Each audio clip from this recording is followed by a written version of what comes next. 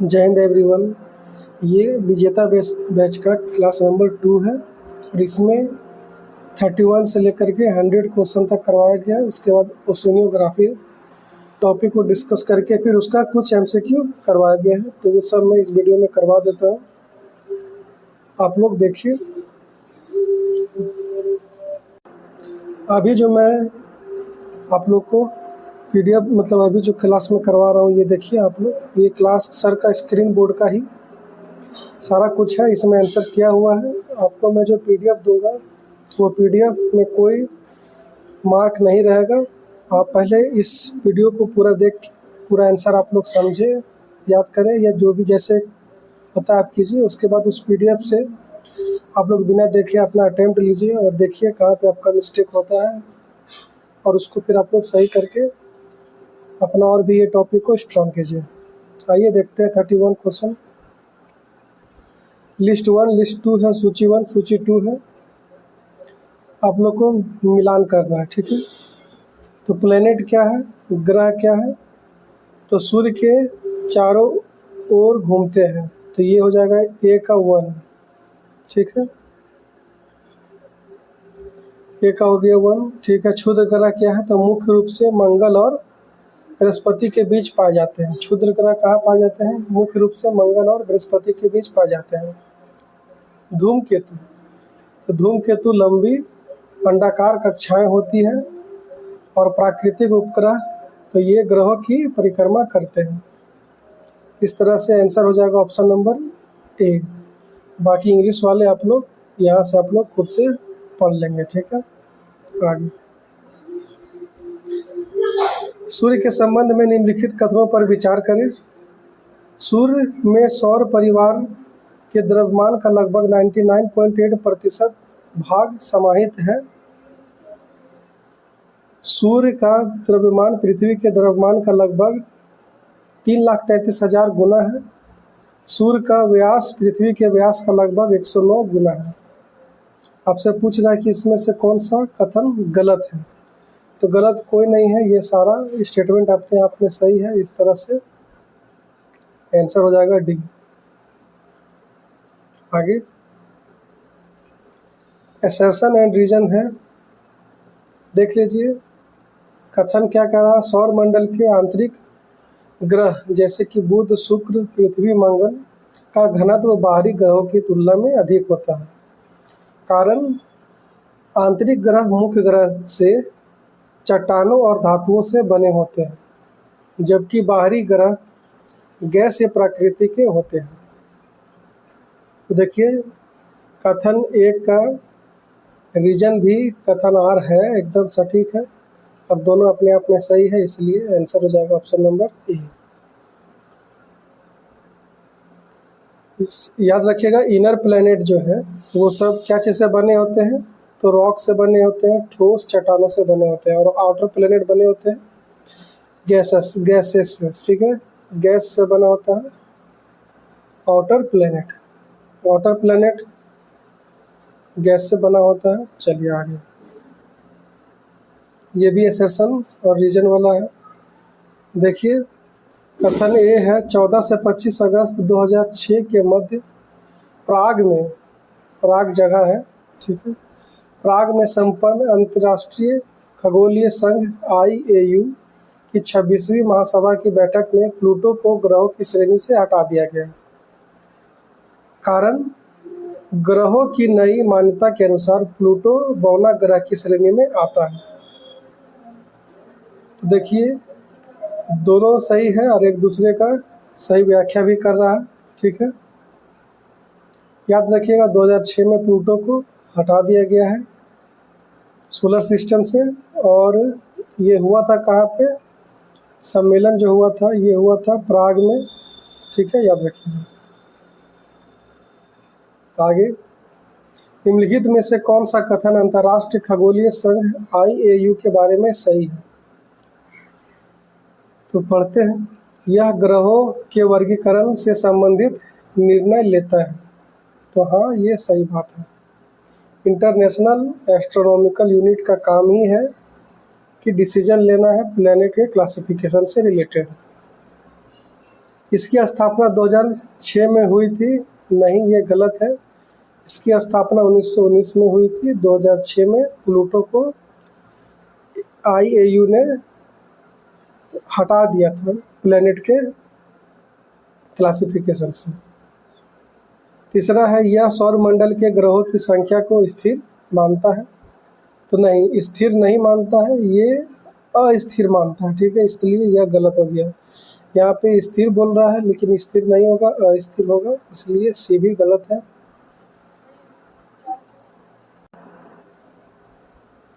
इसकी बैठक केवल प्राग में ही आयोजित होती है, ये भी गलत है। केवल प्राग में ही आयोजित नहीं होती है और कहीं भी आयोजित होती है, कहीं भी हो सकती है, एक ही जगह पे नहीं होगा, ठीक। इस तरह से BCD गलत है, ऑप्शन ए ही सही है। 36 देखिए, वर्तमान में सौर मंडल में ग्रहों की संख्या 8 है। रीजन, प्लूटो को ग्रहों की श्रेणी से हटा दिया गया है। तो दोनों सही है और R जो है एक ही सही व्याख्या करता है, इसलिए आंसर हो जाएगा ए। सूर्य से बढ़ती हुई दूरी के अनुसार ग्रहों का सही क्रम क्या है? देखिए, ग्रहों का सही क्रम क्या है, तो पहले बुध आएगा, फिर शुक्र आएगा, फिर पृथ्वी आएगा, फिर मंगल आएगा, ठीक है। और मंगल के बाद से फिर जितना भी प्लेनेट है सब गैसियस फॉर्म में है, मतलब कि गैस वाला स्टेज में है, ठीक है। और ये सब सॉलिड है, याद रखिएगा, इससे पहले डिस्कस हो चुका है। आगे मैचिंग करना आपको कीजिए। बुध जो है सूर्य से सबसे निकट में बुध है, ठीक है। शुक्र के बारे में क्या है, तो सूर्य से दूरी में दूसरा है शुक्र, ठीक है। जुपिटर क्या है, तो सौर मंडल का सबसे बड़ा ग्रह है बृहस्पति, ठीक है। चलिए,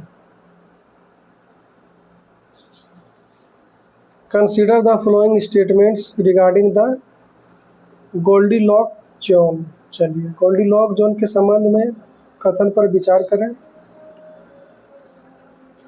यह किसी तारे के चारों ओर का वह क्षेत्र है जहां ग्रह की सतह पर पानी संभव है। तो हाँ, ये सही बात है। यह जीवन की खोज में एक महत्वपूर्ण घटक है क्योंकि पानी जीवन के लिए आवश्यक है। सही बात। हमारे सौरमंडल में मंगल ग्रह गोल्डीलॉक्स जोन में स्थित है, ये भी सही है, ठीक है। इस तरह से हो जाएगा ऑप्शन डी 1 2 3।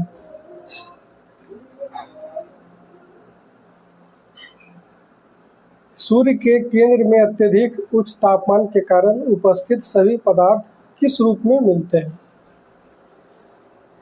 तो ये मिलेगा गैस और प्लाज्मा दोनों के फॉर्म में, दोनों के रूप में, ठीक है। गैस और प्लाज्मा होगा सही आंसर। कथनों पे भी एक विचार करना है, कीजिए विचार। तारों से निकलने वाली ऊर्जा, ऊष्मा और प्रकाश का मुख्य कारण नाभिकीय संलयन अभिक्रिया है। दूसरा, नाभिकीय संलयन में हल्के परमाणु मिलकर भारी परमाणु बनाते हैं। The main cause of energy, heat and light emitted from stars is nuclear fusion reaction. In nuclear fusion, lighter atoms combine to form heavier atom। हल्का एटम जो है मिलके क्या बनाता है, भारी एटम। तो ये दोनों बात अपने आप में सही है, ठीक है। इस चार्ट को भी एक बार देख लीजिए, अच्छा ही रहेगा। देखिए, अर्थ गति करती है तो इसको कहेंगे अर्थ हैज अ मोशन, घूमता है। तो मोशन का क्या है, दो तरह का मोशन है, एक रोटेशन है, एक रिवॉल्यूशन है।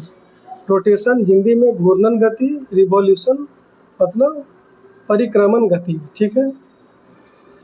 अब यहाँ पे आके रोटेशन को डिस्कस करता है। चलिए, रोटेशन जो है ये दैनिक गति है। रोटेशन कैसा गति है, दैनिक गति है, ड्यूरिनल मोशन है। क्यों दैनिक गति कहते हैं इसको, वाई? क्योंकि एक चक्कर पूरा करने में लगभग 24 घंटा लगता है। रोटेशन जो है ड्यूरिनल मोशन है, दैनिक गति है, क्योंकि एक चक्कर पूरा करने में 24 घंटा लगता है। ठीक है, एक पॉइंट हो गया, बात डिस्कस हो गया। दूसरा, अपने अक्ष पर गति करता है।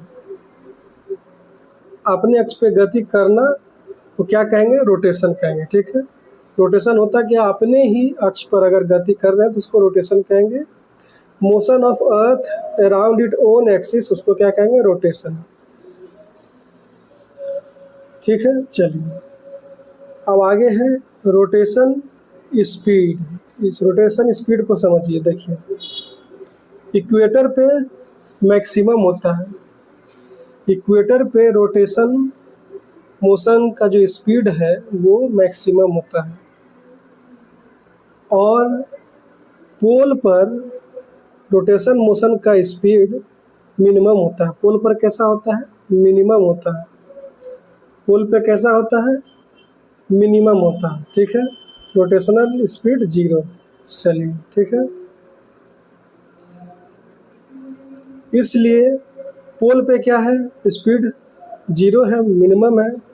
इसलिए पोलर स्टार कहाँ रहता है? तो पोल पर ही रहता है। पोलर स्टार को क्या कहते हैं? ध्रुव तारा। क्या कहते हैं पोलर स्टार को? ध्रुव तारा। तो ध्रुव तारा स्थिर होता है, ध्रुव तारा स्टेबल होता है। क्यों स्टेबल होता है? क्योंकि पोल पर रोटेशनल स्पीड क्या है? तो मिनिमम है, 0 है। ठीक है, चलिए बाकी रोटेशन के कारण और क्या इम्पैक्ट पड़ता है वो देखिए। तो देखिए, इम्पैक्ट में पहला इम्पैक्ट है कोरियोलिस फोर्स। क्या है? Coriolis force. कोरियोलिस फोर्स का कारण क्या है? तो रोटेशन ऑफ अर्थ है, पृथ्वी का घूर्णन है। ठीक है, दूसरा है शेप ऑफ अर्थ, पृथ्वी का आकार। आकार का भी कारण क्या है? तो रोटेशन है। और पृथ्वी का आकार कैसा है? जियोड शेप्ड है या फिर स्फेरॉइड शेप्ड है। ठीक है, डे एंड नाइट, दिन और रात के कारण क्या है? तो रोटेशन ही है। दिन और पृथ्वी में दिन और रात दोनों होता है। क्यों होता है? रोटेशन के कारण ही होता है। तो इस तरह से इस पूरा चार्ट को आप लोग देख लिए। अब आगे चलिए।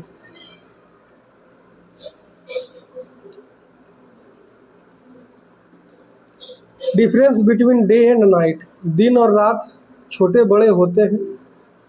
क्यों होते हैं? तो देखिए, क्यों का कारण है कि inclination of earth at its own axis, पृथ्वी का अपने अक्ष पर झुकाव। पृथ्वी का अपने अक्ष पर झुकाव है, इसलिए दिन और रात छोटा बड़ा होता है।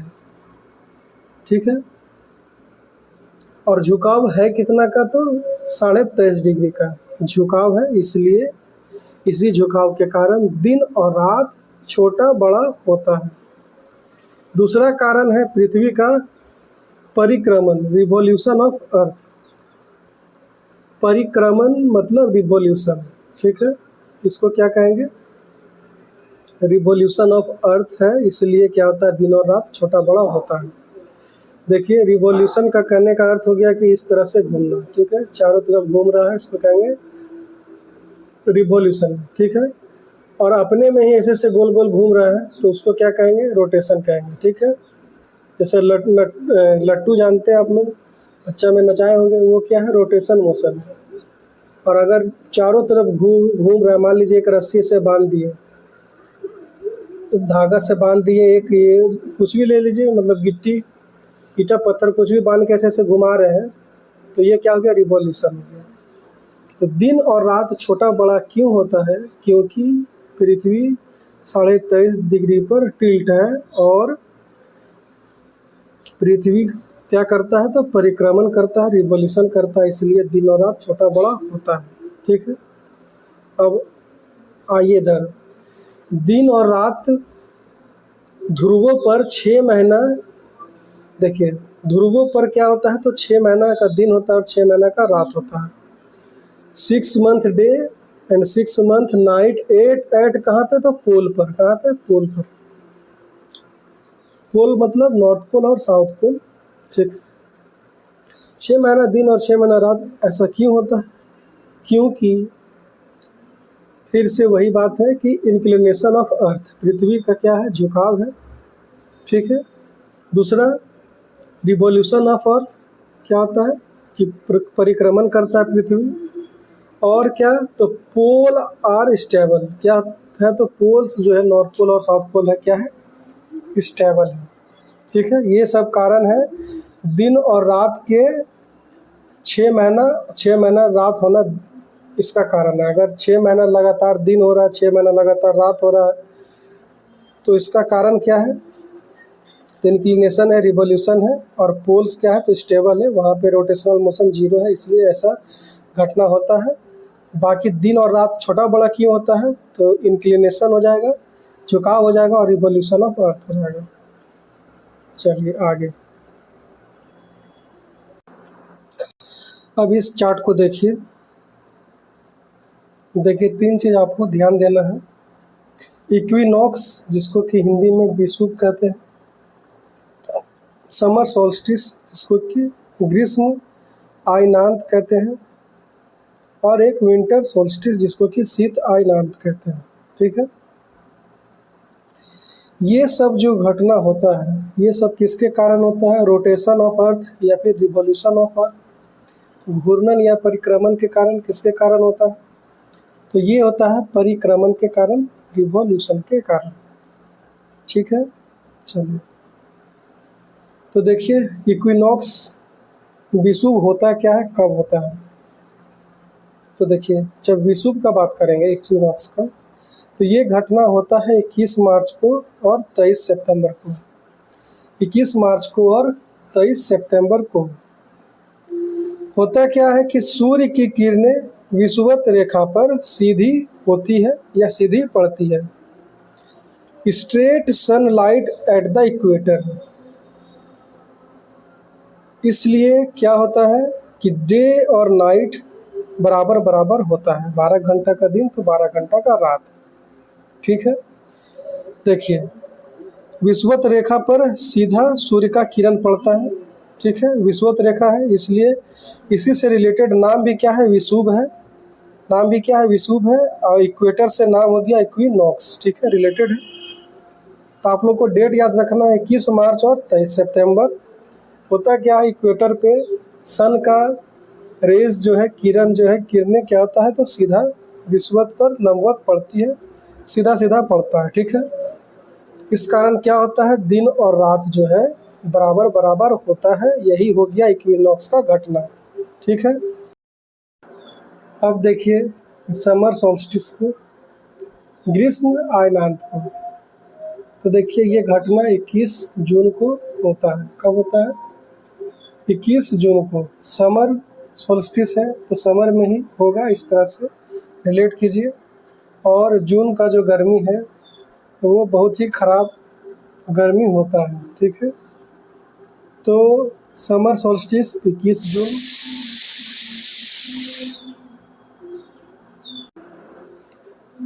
तो इस दिन क्या होता है, तो sunlight is perpendicular at the Tropic of cancer.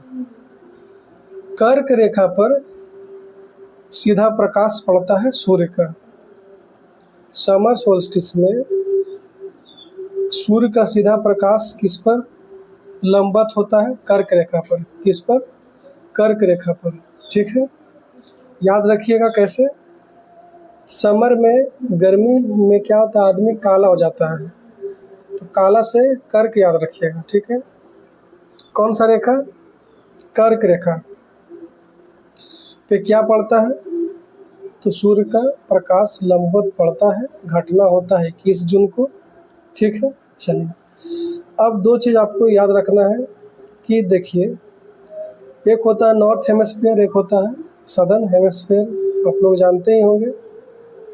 इस तरह से ये हो गया नॉर्थ हेमिस्फीयर, नॉर्दर्न, ये हो गया सदर्न। तो देखिए नॉर्दर्न में क्या होता है, दिन सबसे बड़ा होता है। नॉर्दर्न में क्या होता है, दिन सबसे बड़ा होता है, रात सबसे छोटी होती है, ठीक है। सदर्न में क्या होता है, रात सबसे बड़ी होती है और दिन सबसे छोटा। सदन में रात सबसे बड़ी, दिन सबसे छोटा, और नॉर्दर्न हेमिस्फेयर में दिन सबसे बड़ा, रात सबसे छोटी। 21 जून, ठीक है, कर्क रेखा। ठीक, अब आइए पढ़ते हैं विंटर सॉल्स्टिस को। ये जो विंटर सॉल्स्टिस है ये आपको दिखेगा, इसका घटना होगा कब? 22 दिसंबर को। कब होगा? 22 दिसंबर को। कब होता है? 22 दिसंबर, बड़ा दिन होने से 3 दिन पहले 25 दिसंबर को क्रिसमस डे मनाते हैं, बड़ा दिन, और 22 दिसंबर को ये घटना होगा विंटर सॉल्स्टिस को। ठीक है, तो देखिए होता क्या है कि सूर्य का जो प्रकाश है, किरण है, वो ट्रॉपिक ऑफ कैप्रिकॉर्न, इस पे ट्रॉपिक ऑफ कैप्रिकॉर्न, जिसको कि मकर रेखा बोलते हैं, उस पर लंबवत पड़ता है। ठीक है, ट्रॉपिक ऑफ कैप्रिकॉर्न मकर रेखा पर सूर्य का प्रकाश लंबवत पड़ता है। ये दिन है 22 दिसंबर का, और इस दिन नॉर्दर्न हेमिस्फीयर में, उत्तरी गोलार्ध में क्या होगा? रात सबसे बड़ी होगी, रात सबसे बड़ी होगी, दिन सबसे छोटा होगा, दिन सबसे छोटा होगा। ठीक है, अब देखिए दक्षिणी गोलार्ध में क्या होगा? दक्षिणी गोलार्ध में सबसे बड़ा दिन होगा, सबसे बड़ा क्या होगा? दिन होगा, और सबसे छोटी रात होगी, सबसे छोटी रात होगी। अगर इस तरह से आप लोग डायरेक्ट नहीं समझ पा रहे हैं, आइए आप लोग को कोशिश करते हैं इसको दिमाग में सेट करवाने का। तो देखिए अर्थ बनाते हैं। ठीक है, ये हो गया अर्थ, ये हो गया इक्वेटर लाइन। ठीक है, विषुवत रेखा, भूमध्य रेखा जिसको भी बोलते हैं, ये हो गया कर्क रेखा, ट्रॉपिक ऑफ कैंसर, और ये हो गया मकर रेखा, ट्रॉपिक ऑफ कैप्रिकॉर्न। ठीक है, ये हो गया ऊपर वाला कर्क है। ठीक है, ऊपर वाला क्या है? कर्क है, यहाँ पे साइड में लिख देते हैं कर्क, इस तरह से समझ जाइएगा। ये हो गया मकर, और ये हो गया 0 डिग्री, मतलब कि इक्वेटर। अब देखिए, अब अगर सूर्य जो है, सूर्य यहाँ पे है मान लीजिए, ठीक है, तो इसका किरण जो है डायरेक्ट इस पे पड़ रहा है कि नहीं पड़ रहा है? तो बोलिएगा हाँ। तो यहाँ पे जब पड़ेगा सन का लाइट, तो दिन और रात बराबर बराबर होगा। क्या होगा? दिन और रात बराबर बराबर होगा। ठीक, चलिए इसी को कहेंगे इक्विनॉक्स। क्या कहेंगे? इक्विनॉक्स, विषुव की घटना, विषुव कहेंगे, इक्विनॉक्स। ठीक है, अब देखिए फिर से, ये हो गया अर्थ,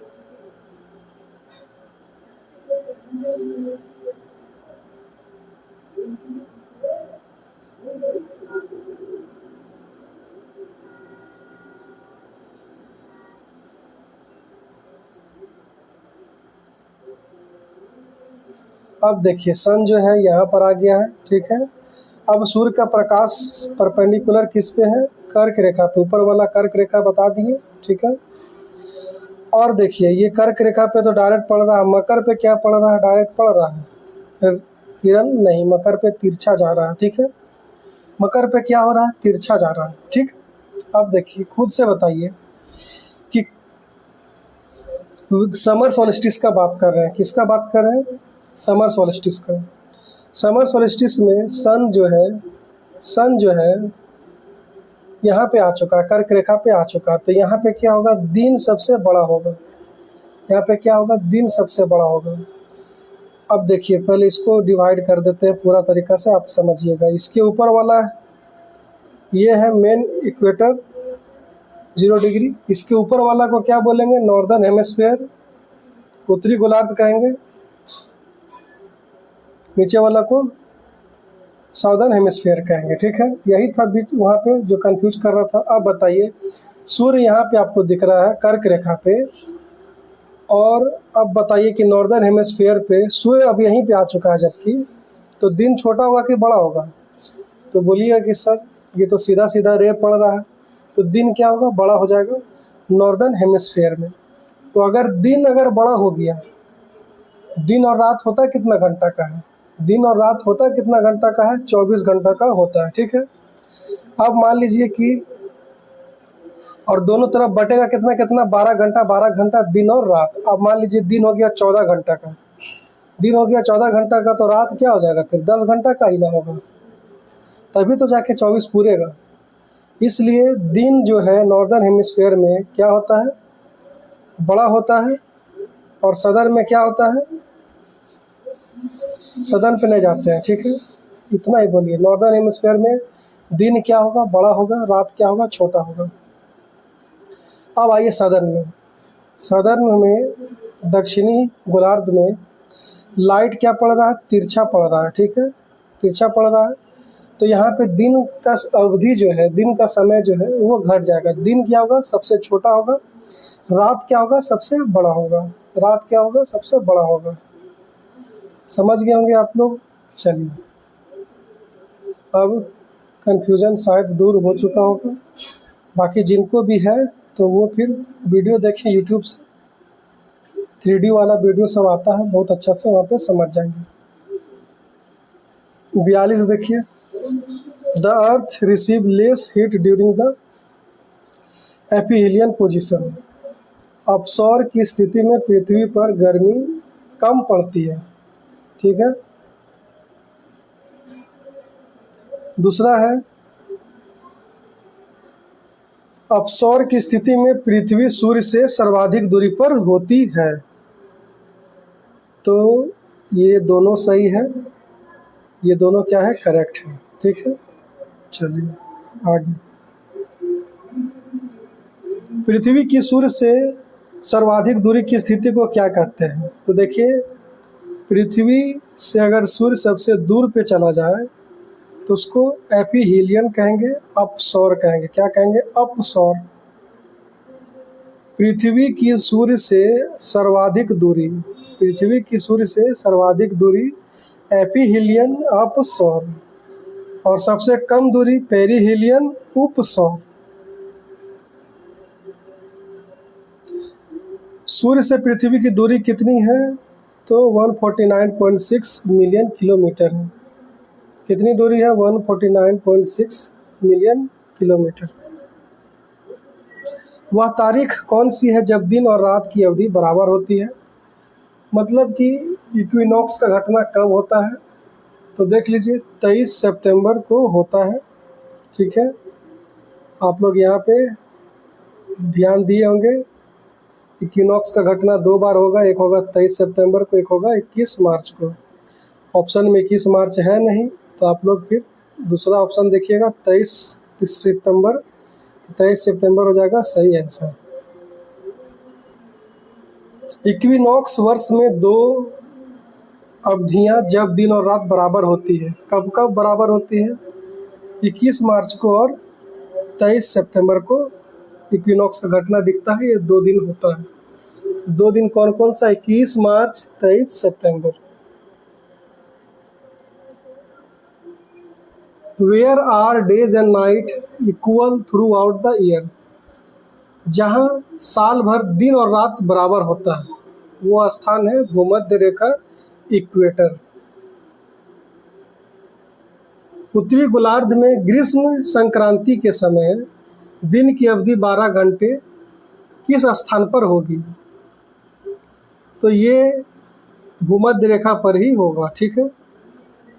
आंसर हो जाएगा equator.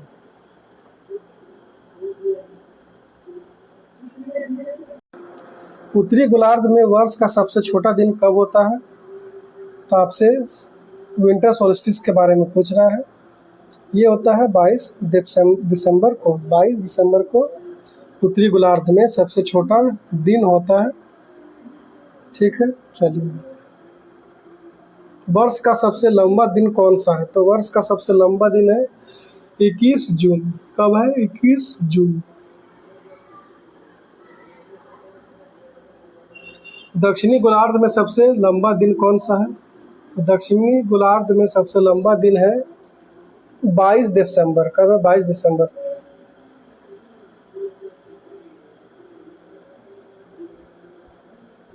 Summer solstice occurs every year on. ग्रीष्म संक्रांति हर साल कब होती है? तो समर वाला बताएं ही कि जून में होगा, 21 जून। ठीक है, चलिए। निम्नलिखित में से किस तारीख को दोपहर में आपकी परछाई सबसे छोटी होगी?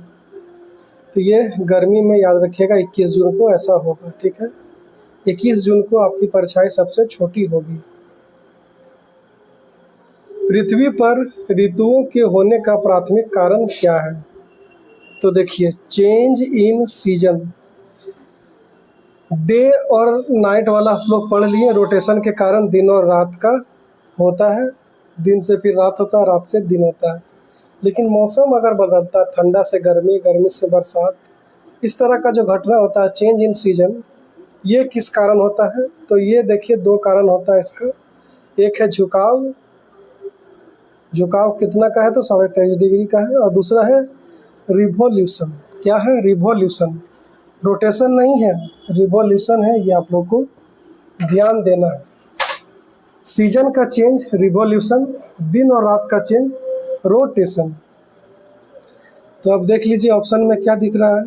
पृथ्वी का अक्षीय झुकाव दिया है, तो ये आपका सही हो जाएगा। बाकी रिवॉल्यूशन का कहीं पे बात है नहीं, तो इसलिए ऑप्शन नंबर बी हो जाएगा सही। अगर दोनों बात दिया रहता तो फिर ऑप्शन ई भी रहता, एक से ज़्यादा। चलिए आगे देखिए। पृथ्वी के मौसम में योगदान देने वाला निम्नलिखित में से कौन सा कारक नहीं है? कारक नहीं है पूछा है। तो देखिए, सीजन का चेंज होना, आपको बताएं कि रिवॉल्यूशन एक कारण है, रोटेशन नहीं है। रोटेशन के कारण दिन और रात होता है, और यहाँ पे ऑप्शन सी में रोटेशन दिख रहा है, इसलिए यही है जो कारण नहीं है। बाकी सब कारण है। एक्सियल टिल्ट है, ऑर्बिटल इसेंट्रिसिटी है, एक्सियल प्रिसीजन, ये सब है। अर्थ रोटेशन नहीं है, पृथ्वी का घूर्णन नहीं है। पृथ्वी के अक्षीय झुकाव के संबंध में निम्नलिखित में से कौन सा कथन सत्य है? सत्य है कौन सा, बताइए।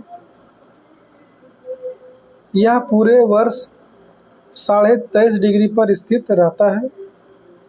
तो देखिए, ये स्टेटमेंट जो है ये पूरी तरीक़ा से सही नहीं है। पूरा वर्ष 23.5 डिग्री पर स्थित नहीं रहता है, हल्का हल्का ये चेंज होता है। ठीक है, इसलिए अगर इसको ऑप्शन ए बी, मतलब एक से ज़्यादा दो पर अगर नहीं दिखे तो इसको आप सही मत कीजिएगा। सही आपको कोई और करना है, इसको फिर नेगलेक्ट कीजिएगा। दूसरा है, यह लगभग 41,000 वर्ष के चक्र में समय समय पर बदलता है। तो ये सही बात है। ठीक है, यह पृथ्वी की अंडाकार कक्षा के लिए जिम्मेदार है। तो नहीं, अंडाकार कक्षा के लिए जिम्मेदार ये नहीं है। इसका पृथ्वी की जलवायु पर कोई प्रभाव नहीं पड़ता है, तो ये भी गलत है। प्रभाव पड़ता है, बहुत कम ही पड़े, लेकिन प्रभाव जरूर पड़ता है। इस तरह से ये भी सही नहीं है। सही क्या हो जाएगा फिर? पूरा तरीका से जो सही है वो है ऑप्शन बी। ठीक है, आगे है, उत्तरी गोलार्ध में सबसे लंबा दिन किस घटना के दौरान होता है?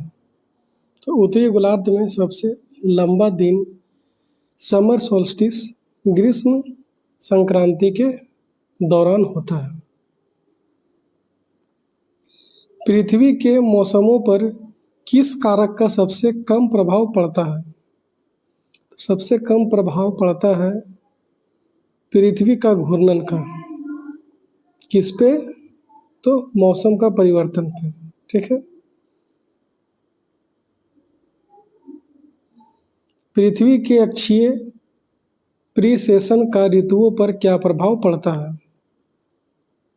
तो देखिए, इसका प्रभाव ये होता है, इसका ऋतुओं पर कोई प्रभाव नहीं पड़ता। यही इसका प्रभाव है कि कोई प्रभाव नहीं है। चलिए आगे।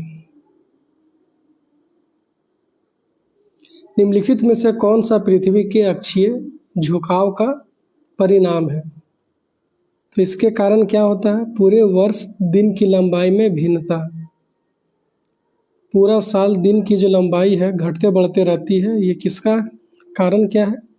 इसका कारण यही है कि पृथ्वी का अक्ष क्या है? तो झुका हुआ है। अर्थ एक्सियल टिल्ट है 23.5 डिग्री, इसलिए पूरा वर्ष भर दिन का जो लंबाई है वो चेंज होते रहता है। पृथ्वी की कक्षीय उत्केंद्रता ऑर्बिटल इसेंट्रिसिटी की मौसमी परिवर्तनों में क्या भूमिका है? तो इसका यह भूमिका है, ऑप्शन नंबर डी होगा। इसका मौसमी तापमान पर मामूली प्रभाव पड़ता है। ऑर्बिटल इसेंट्रिसिटी कक्षीय उत्केंद्रता का प्रभाव मौसम पे कैसा है? तो बहुत ही मामूली सा प्रभाव है। बहुत ही मामूली सा प्रभाव हो जाएगा सही आंसर। ठीक है, इसका मौसमी तापमान पर मामूली प्रभाव पड़ता है। पृथ्वी के उपसौर है। पृथ्वी के उपसौर का घटना मतलब कि सूर्य से सबसे निकट पहुंचना के दौरान कौन सा गोलार्ध गर्मी का अनुभव करता है? तो देखिए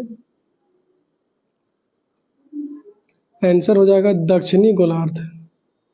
जब उप सौर का घटना होता है मतलब कि पृथ्वी जो है सूर्य से सबसे निकट पहुंच जाती है, तो इस दौरान दक्षिणी गोलार्ध जो है अधिक गर्मी का अनुभव करता है। ठीक है, कौन सा हो जाएगा? दक्षिणी गोलार्ध। पृथ्वी का अक्षीय झुकाव कितना है? 23.5 डिग्री। सौरमंडल के संबंध में निम्नलिखित में से कौन सा कथन सही है? तो देखिए पहला है बुध सौरमंडल का सबसे गर्म ग्रह है। नहीं, बुध नहीं है, वेनस है। ठीक है, वेनस होगा। गैनीमेड शनि ग्रह का उपग्रह है, सौरमंडल का सबसे बड़ा उपग्रह है। तो नहीं, गैनीमेड शनि ग्रह का नहीं है। शनि ग्रह का कौन सा सबसे बड़ा है? तो ये कोई और है। गैनीमेड जो है ये किसका है? जुपिटर का है। ठीक है, गैनीमेड किसका है? जुपिटर का है। और यहाँ पे लिखा गया है कि गैनीमेड शनि ग्रह का उपग्रह है। इस तरह से ये भी गलत हो गया। नेपच्यून जब 0 तापमान वाले मीथेन गैस के वलयों से घिरा हुआ है। नेपच्यून सब 0 तापमान वाले मीथेन गैस के वलयों से घिरा हुआ है। तो हाँ, ये सही है। फोबोस और डिमोस मंगल के 2 उपग्रह हैं। तो ये भी सही है। इस तरह से 3 और 4 हो जाएगा सही। एक पूर्ण सूर्य ग्रहण अधिकतम कितनी अवधि तक हो सकता है? तो इसका अधिकतम अवधि हो सकता है 7.5 मिनट। कितना मिनट? 7.5 minute, 7 minute 30 second. और एक चीज़ देखिए, एनुलर सोलर इक्लिप्स होता है एक। इसका टाइम अगर आपसे पूछेगा तो आपको याद रखना है कि 12 minute 29 second. Annular solar Eclipse का लॉन्गेस्ट या मैक्सिमम ड्यूरेशन कितना है? तो 12 मिनट 29 सेकेंड। अभी तक जो सबसे लंबा एनुलर सोलर इक्लिप्स देखा गया है, ये देखा गया है कब? 15 जनवरी 2010 को। और इसका टाइम क्या था? 11 मिनट 7.8 सेकेंड। आगे, सूर्य या चंद्रमा के चारों ओर अक्सर दिखाई देने वाले सफ़ेद रंग के वलय प्रकाश मंडल का क्या कारण है? तो इसका कारण है सीरस और सिरोट्रेटस बादलों द्वारा प्रकाश का अपवर्तन या प्रवर्तन।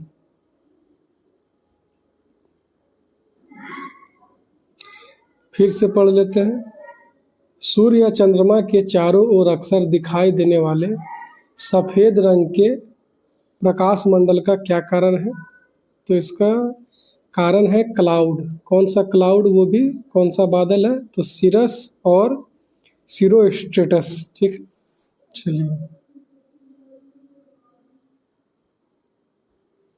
डायमंड रिंग एक घटना है जो दिखाई देती है, तो ये कब दिखेगी? तो पूर्ण सूर्य ग्रहण के दौरान।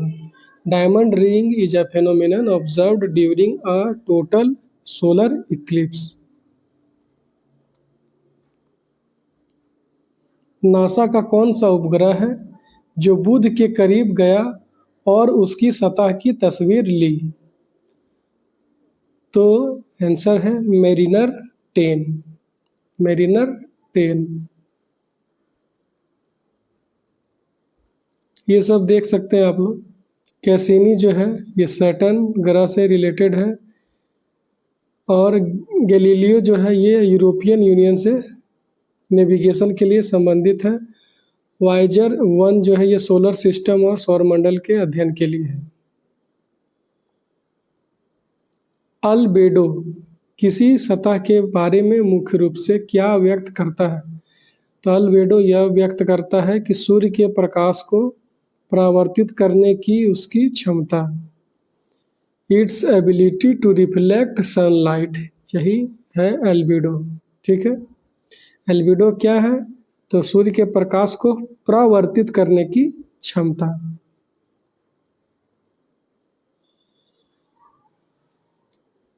अधिक मात्रा में सूर्य का प्रकाश प्राप्त करने के बावजूद बुध पृथ्वी जितनी चमकीली क्यों नहीं है? क्योंकि इसकी अल्बेडो पृथ्वी से अधिक है।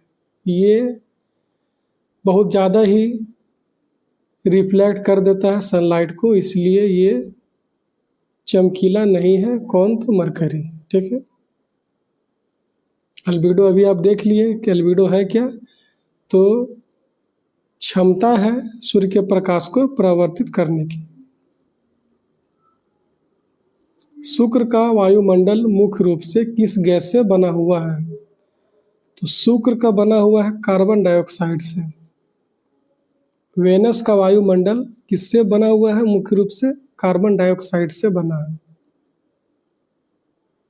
1989 में शुक्र ग्रह पर भेजे गए मैगेलन अंतरिक्ष यान का प्राथमिक मिशन क्या है? तो इसका मिशन है जीवन के संकेतों की खोज करना। जीवन के संकेतों की खोज करना, पॉसिबिलिटी ऑफ लाइफ। मैगेलन का यह प्राथमिक मिशन है। असर्शन रीजन वाला है क्वेश्चन। देखिए, शुक्र पर मानव जीवन का अस्तित्व अत्यधिक असंभव है। रीजन है कि शुक्र के वायुमंडल में कार्बन डाइऑक्साइड का स्तर अत्यधिक उच्च है। तो ये दोनों अपने आप में सही है। ठीक है, तो ऑप्शन नंबर हो जाएगा ए।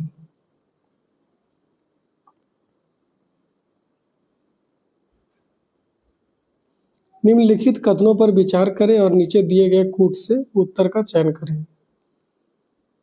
पृथ्वी की धुरी का उत्तरी सिरा उत्तरी ध्रुव कहलाता है। तो हाँ, सही बात है। 45 डिग्री अक्षांश भूमध्य रेखा की लंबाई का आधा है। तो नहीं, गलत बात है। 60 डिग्री अक्षांश रहता तब ये सही होता। ठीक है, चलिए। पृथ्वी की धुरी में समांतरता मतलब पैरेललिज्म है। पृथ्वी की धुरी में समानांतरता या पैरेललिज्म है, तो ये भी सही है। There is parallelism of earth's axis. आगे है, अपसौर एपिहीलियन स्थिति में पृथ्वी के परिक्रमण की गति तेज होती है। तो ये नहीं, ये गलत है। ठीक है, तो इस तरह से ऑप्शन 1 और 3 ही सही होगा। देखिए, अपसौर होता है क्या? मतलब कि अब सौर में दूरी ज़्यादा होता है, सूर्य का पृथ्वी के रिलेटेड दूर हो जाता है पृथ्वी, ठीक है। तो दूर होगा तो वेग क्या होगा, कम होगा। यहाँ पे क्या लिखा हुआ है कि गति तेज, तो कम रहता तो ये सही होता, यहाँ तेज हो गया है तो गलत हो जाएगा, इसलिए 4 भी कट जाएगा और 45 वाला की जगह 60 होना चाहिए था, इसलिए 2 4 कटा तो 1 और 3 सही। सबसे पहले किसने यह समझाया कि सूर्य का प्रतिदिन उदय और अस्त पृथ्वी की अपनी धुरी पर घूमने के कारण होता है? तो सबसे पहले ये बताए थे आर्यभट्ट, ऑप्शन नंबर ए। कृत्रिम उपग्रह को हमेशा पृथ्वी से पूर्व की ओर प्रक्षेपित किया जाता है, तो ये गलत हो जा रहा है क्योंकि पूरब से पश्चिम की ओर प्रक्षेपित किया जाता है। यहाँ लिखा हुआ है पृथ्वी से पूर्व, होना क्या चाहिए, पूर्व, पूर्व से पश्चिम। तो असर्जन तो गलत है, रीजन पढ़ते हैं। पृथ्वी पश्चिम से पूरब की ओर घूमती है जिसका उपग्रह प्लायन वेग प्राप्त कर लेता है, तो ये सही है, ठीक है। पृथ्वी पश्चिम से पूरब की ओर घूमती है जिससे उपग्रह प्लायन वेग प्राप्त कर लेता है, ये सही है। बाकी 76 का जो असर्शन है वो गलत है, इसलिए आंसर हो जाएगा डी, ए गलत है, आर सही है। कौन से नासा मिशन ने मंगल ग्रह पर बर्फ की उपस्थिति के बारे में बहुमूल्य जानकारी प्रदान की? तो नासा का मिशन था Phoenix Mars lander, option number C, Phoenix Mars lander, और ये 25 मई 2008 को हुआ था, ठीक है। चलिए, मंगल ग्रह के 2 प्राकृतिक चंद्रमाओं के नाम क्या है? तो मंगल ग्रह के 2 प्राकृतिक चंद्रमा हैं, फोबोस और डीमोस।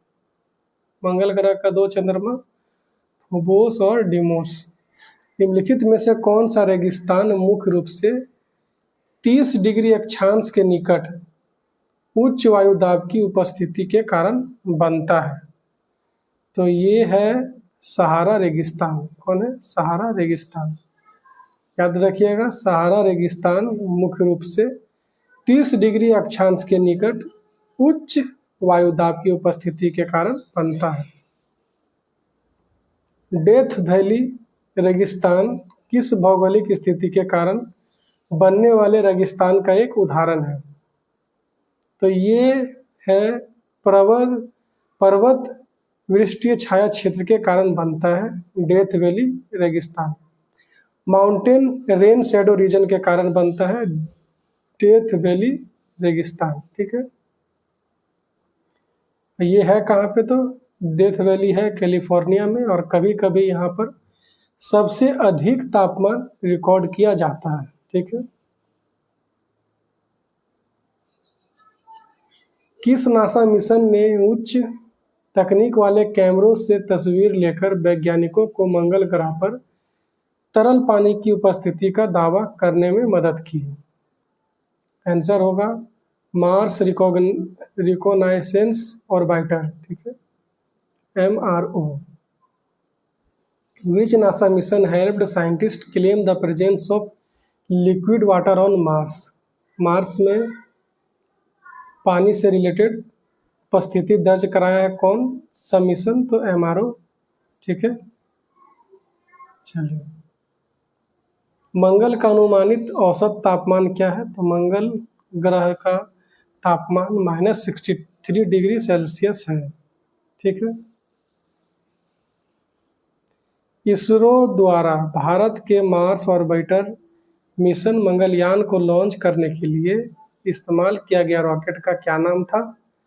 तो रॉकेट का नाम था PSLV-C25, ऑप्शन नंबर बी, ठीक है। PSLV-C25 हो जाएगा। लॉन्च हुआ था नवंबर 2013 में, और ये मंगल की कक्षा में प्रवेश किया था 24 सितंबर 2024 को।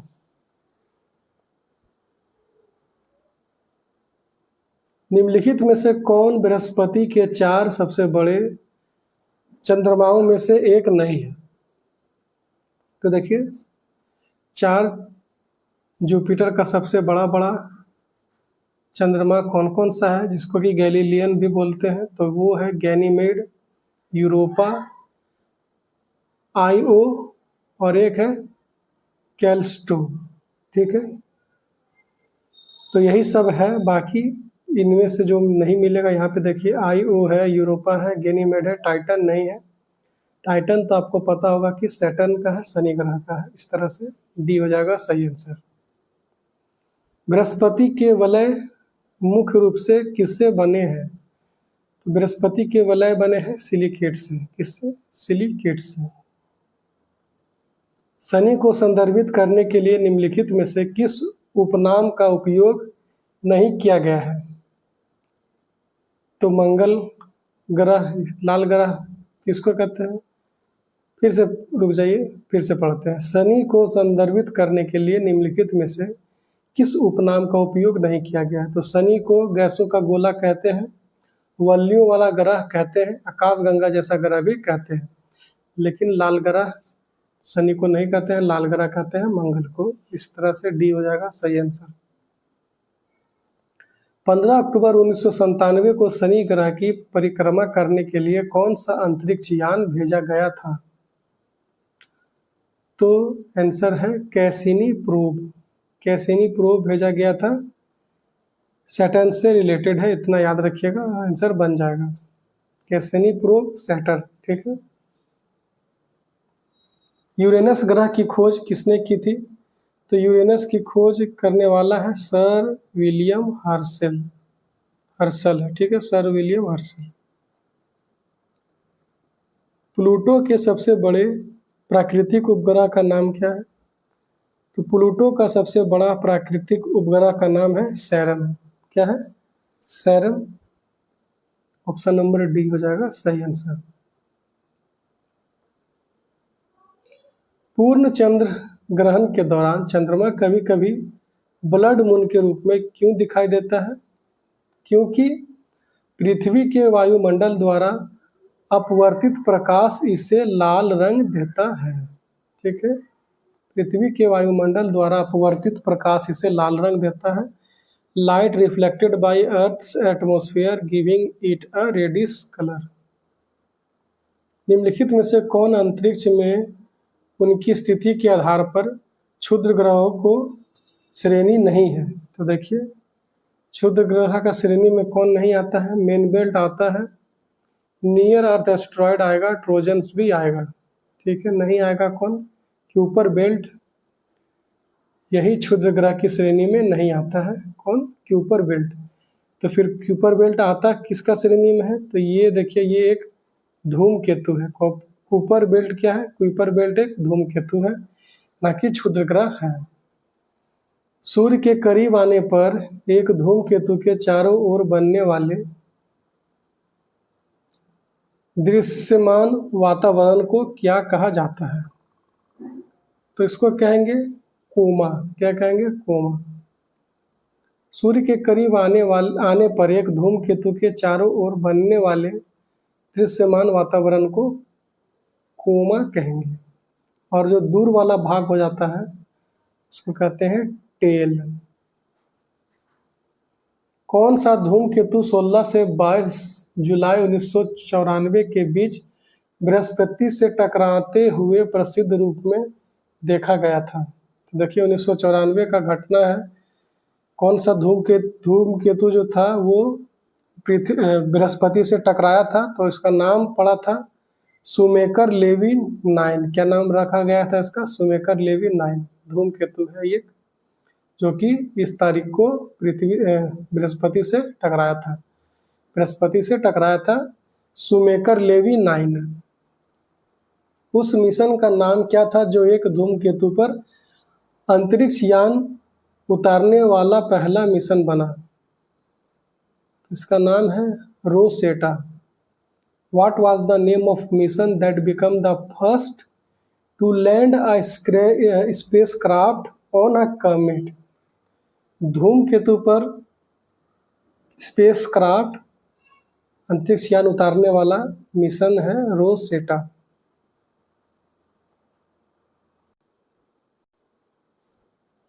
1995 में खोजा गया हेल बोप धूमकेतु किसके नाम पर रखा गया था? तो ये रखा गया था दो खोजकर्ता एलन हेल और थॉमस बोप के अंतिम नाम। तो देखिए हेल यहाँ भी है, बोप यहाँ भी बोप, इस तरह से रिलेट कर लीजिएगा। सी ऑफ ट्रैंक्विलिटी, शांति का सागर कहाँ है? तो ये है चंद्रमा पर। कहाँ पे है शांति का सागर? ये है चंद्रमा पर, ठीक है। और ये जो है ये पूरी तरीक़ा से काल्पनिक चीज़ है, इमेजिनरी है, ना कि रियल में सी ऑफ ट्रैंक्विलिटी चांद पर है, ठीक है। चंद्र ग्रहण किस स्थिति में होता है? तो चंद्र ग्रहण होता है पूर्णिमा के समय, ठीक है। फुल मून के समय में ही क्या होता है? चंद्र ग्रहण होता है, लूनर इक्लिप्स होता है। ब्लू मून की घटना कब होती है? देखिए ब्लू मून की घटना कब होती है? तो जब एक ही महीने में दो पूर्णिमाएं होती है, उसी को कहते हैं ब्लू मून का घटना। एक ही महीने में दो पूर्णिमाएं, 2 full moons occur in the same month. Alaska के पास अंतर्राष्ट्रीय तिथि रेखा के मुड़ने के कारण इस रेखा के साथ ग्लोब पर दो स्थानों के बीच की दूरी के लिए इसका क्या निहितार्थ है? Due to the international date line being turned over Alaska, what implications does this have for the distance between two places on the globe along this line? तो देखिए ये है रेखा पर दो स्थानों के बीच न्यूनतम दूरी मौजूद नहीं हो सकता है, ठीक है।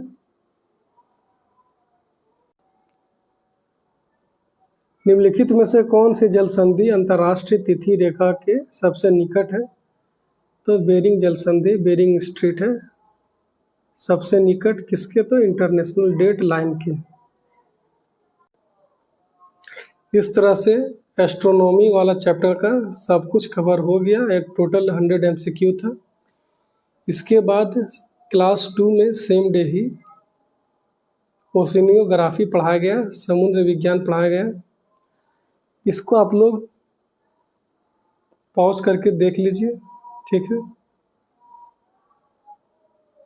क्योंकि इसको अगर एक्सप्लेन करें तो वीडियो बहुत लेंदी हो जाएगा।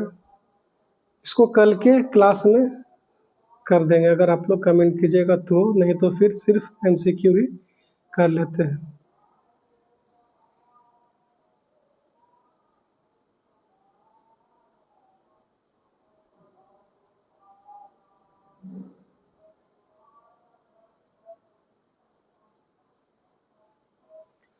तो देखिए which geological process primarily leads to the formation of ocean basin, कौन सी भू वैज्ञानिक प्रक्रिया मुख्य रूप से महासागरीय बेसिन के निर्माण में सहायक होती है? तो आंसर होगा सी फ्लोर स्प्रेडिंग, सागरीय अधस्तल का विस्तार। कौन सी भूवैज्ञानिक प्रक्रिया मुख्य रूप से महासागरीय बेसिन के निर्माण में सहायक होती है? सी फ्लोर स्प्रेडिंग, सागरीय अधस्तल का विस्तार। मध्य अटलांटिक रीज किस प्रकार की प्लेट सीमा का उदाहरण है? Mid Atlantic ridge is an example of which type of plate boundary? तो ये है उदाहरण डायवर्जेंट का, अपसारिका। मध्य अटलांटिक रीज किसका उदाहरण है? डायवर्जेंट का, अपसारिका। समुद्री तल के विस्तार के सिद्धांत का समर्थन करने वाला प्रमुख प्रमाण क्या है? तो समुद्री भूपट्टी पर चुंबकीय पट्टियां, ठीक है। Primary evidence supporting the theory of sea floor spreading, तो क्या है? Magnetic striping on ocean crust, समुद्री भूपट्टी पर चुंबकीय पट्टियां। विवर्तनिक प्लेटों के अपसारी डायवर्जेंट सीमाओं का कौन सा महासागरीय संरचनात्मक विशेषता बनती है? Which ocean feature is found at divergent plate boundaries? तो ये हो जाएगा मिड ओशियन रिज, मध्य महासागरीय पर्वत श्रृंखला। पूर्वी अफ्रीकी दरार, ईस्ट अफ्रीकन रिफ्ट, किस प्रकार की विवर्तनिक सीमा का उदाहरण है? किस तरह का टेक्टोनिक बाउंड्री का एग्जाम्पल है, उदाहरण है? तो ये है डाइवर्जेंट का, अपसारी का। ईस्ट अफ्रीकन रिफ्ट डाइवर्जेंट का उदाहरण है, याद रखिएगा। कौन सा महासागरीय बेसिन सुपर कॉन्टिनेंट पेंजिया के टूटने से बना है? इसका आंसर क्या होगा? इसका आंसर हो जाएगा ऑप्शन नंबर ए, अटलांटिक महासागर, अटलांटिक ओशियन। महासागरीय भूपट्टी की मुख्यतः किस चट्टान से बनी है? तो ये बनी है बेसाल्ट से। Primary composition of oceanic crust, basalt. निम्नलिखित में से कौन सी महासागरीय गर्तों की एक विशेषता है? तो सबडक्शन जोन से संबंधित होती है, यही एक विशेषता है, एसोसिएटेड विथ सबडक्शन जोन, यही विशेषता है ओशियनिक ट्रेंच का।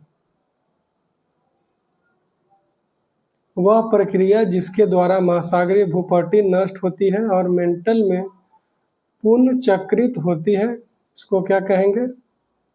वो कहेंगे subduction. The process by which ocean crust is destroyed and recycled into the mantle is known as subduction. कौन सा महासागर बेसिन वर्तमान में सागरीय अधस्थल विस्तार की सबसे तेज दर का अनुभव कर रहा है? सबसे तेज दर का अनुभव कौन कर रहा है, ये आपसे पूछ रहा है। इसका आंसर हो जाएगा पैसिफिक ओशियन, प्रशांत महासागर, यही जो है बहुत तेजी से फैल रहा है। ठीक है। निम्नलिखित में से कौन सा समुद्र तल का सबसे सपाट और चिकना क्षेत्र है? तो ये है वितलीय मैदान, अबाइसल प्लेन, यही है क्या? सबसे चिकना सपाट समुद्री तल का सबसे सपाट और चिकना क्षेत्र वितलीय मैदान, अबाइसल प्लेन। मरियाना गर्त दुनिया के महासागरों का सबसे गहरा ज्ञात भाग किस महासागर में स्थित है? तो ये है पैसिफिक ओशियन में, प्रशांत महासागर में। मरियाना ट्रेंच है कहाँ पे? तो ये है पैसिफिक ओशियन में। महाद्वीपीय भूभाग का मंद ढलान वाला जलमग्न विस्तार किस नाम से जाना जाता है? तो इसको कहते हैं कॉन्टिनेंटल शेल्फ। क्या कहेंगे? कॉन्टिनेंटल शेल्फ कहेंगे, महाद्वीपीय shelf. The gently sloping submerged extension of the continental landmass is known as continental shelf. सूची का मिलान करना है तो मिलाइए। तो समुद्री पर्वत पानी के नीचे का पर्वत है, पी का हो गया 1। वितलीय मैदान, ये कैसा मैदान है? तो धीरे धीरे ढलान वाला जलमग्न क्षेत्र है ये वितलीय मैदान, ये हो जाएगा ए का 3। महाद्वीपीय ढलान क्या है? तो सी का होगा 4। महाद्वीपीय ढलान तीव्र ढलान जो सीमा को चिन्हित करता है। अब महासागरीय गर्त क्या है? तो इसका होगा गहरा महासागरीय गर्त। चलिए आगे। निम्नलिखित में से कौन सा महासागरों का उनके आकार के आधार पर आरोही क्रम में सही क्रम है? तो देखिए, सबसे बड़ा आर्कटिक, फिर हिंद, आरोही क्रम बोला है, सबसे छोटा से बड़ा। सबसे छोटा आर्कटिक, फिर हिंद, फिर अटलांटिक, फिर प्रशांत। निम्नलिखित में से कौन सा महाद्वीपीय ढलान का सही औसत कोण है? तो ये है 4 से 5 डिग्री। आंसर में 4 दिख रहा है, तो यही हो गया सही। महाद्वीपीय ढाल का सही औसत कोण है 4 डिग्री। निम्नलिखित महासागरीय गर्त को उनके सही स्थानों में सुमेलित करें। तो सुमेलित कीजिए इसको। चैलेंजर का होगा उत्तरी प्रशांत, एल्ड्रिच का होगा दक्षिणी अटलांटिक, रोम नचे गर्त का होगा उत्तरी अटलांटिक, और नारस का डी का हो जाएगा 1 दक्षिणी प्रशांत। डिएगो गार्सिया निम्नलिखित में से किस महासागर में स्थित एक द्वीप है? तो डिएगो गार्सिया जो है हिंद महासागर में है। कहाँ है? हिंद महासागर में है, इंडियन ओशियन में है डिएगो गार्सिया। महासागरीय बनावट सी कॉन्फ़िगरेशन के प्रकारों को उनके संबंधित क्षेत्रों में सुमेलित करें। समुद्र तल सुमेलित होगा बेंथिक प्रांत से। समुद्री जल की सतह परत ये हो जाएगा पेलाजिक प्रांत से। गहरे समुद्र की खाइयाँ हेडल पेल्जिक हो जाएगा, ये हेडल पेल्जिक। समुद्री जल स्तंभ ये हो जाएगा एपीपेल्जिक जोन।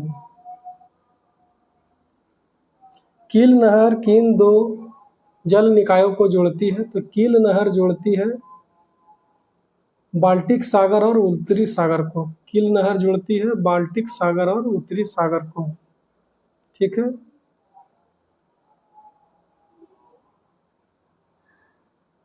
कौन सा महासागर वर्तमान में टेक्टोनिक प्लेटों की गति के परिणाम स्वरूप विस्तार कर रहा है? अटलांटिक महासागर। कौन सा महासागर वर्तमान में टेक्टोनिक प्लेटों की गति के परिणाम स्वरूप विस्तार कर रहा है? अटलांटिक महासागर। इस तरह से डे 2 का जो भी क्लास था वो कंप्लीट हो गया। डे 3 का अभी क्लास चल रहा है लाइव, मैं उसको भी कल सुबह में करवा दूंगा। ठीक है, कल तक वो वीडियो आ जाएगा डे 3 का। मिलते हैं फिर नेक्स्ट वीडियो में, तब तक के लिए जय हिंद।